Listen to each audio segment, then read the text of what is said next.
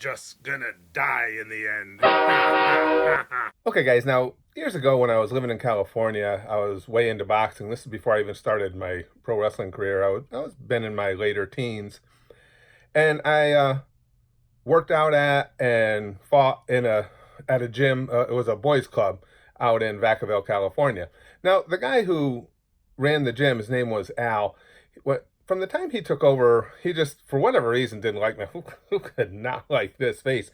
He just didn't really like me much. So he'd been running the gym for a little while, and one day I go in there, and Al, there was a real diverse group racially at this gym. There were a lot of Mexican people there, a lot of black people there. Whites were actually the minority. I was in the vast minority of people that worked out at the gym, but it was pretty much a big mix. But Al was a black guy. So one day there was a bunch of us just hanging around talking after we'd gotten done working out. And Al was always throwing like little snipey little jabs at me and stuff. Jabs, boxing, little jabs at me and stuff. And as you guys know, I was a ginger. Back then I still had hair, so I had my big orange hair going. And Al went to say something to me. He goes, oh, something along the lines. He says, I always forget your name anyway. And in a real condescending tone, it used to annoy me that everybody, if you're a ginger, people just think it's cool. They can call you Red. Red is your nickname, and you just deal with it. Everybody thinks it's perfectly acceptable no matter how annoying it gets. So Al goes, hey, I can never remember your name, but I'll just call you Red.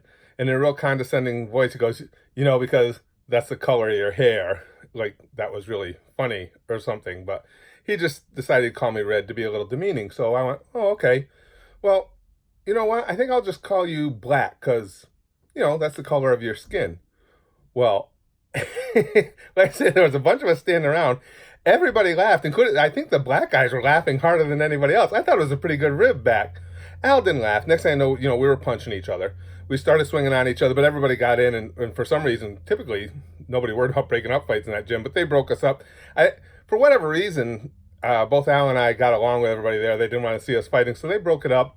But I thought that was a really witty comeback, and I have to admit, to his credit, but sometime later, Al and I actually became pretty good friends. We were always sparring together, working out together. We're both cruiserweights at the time, believe it. There was a time I wasn't a heavyweight. We both moved up to heavyweight. He was a good boxer. I was nothing but a pounder. So we made for some interesting fights in the ring. But it was several days later, and we had just gotten done working out. And just out of the blue, we come out of the ring, and Al says, he goes, I don't even know why I got mad the other day. He goes, when I think back on it, that was actually pretty fucking funny.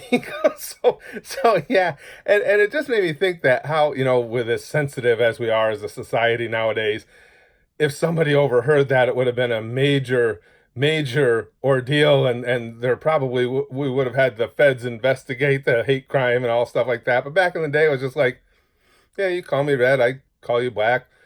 Because of my hair, because of your skin color, just the things guys did to each other. And then, it just worked out well that we're in a place where afterwards we could settle it by punching each other in the face. But I don't know. I don't even know if that's that funny a story, but I like doing these story times with you guys as I think of remember other stupid shit I've done. I'll share it.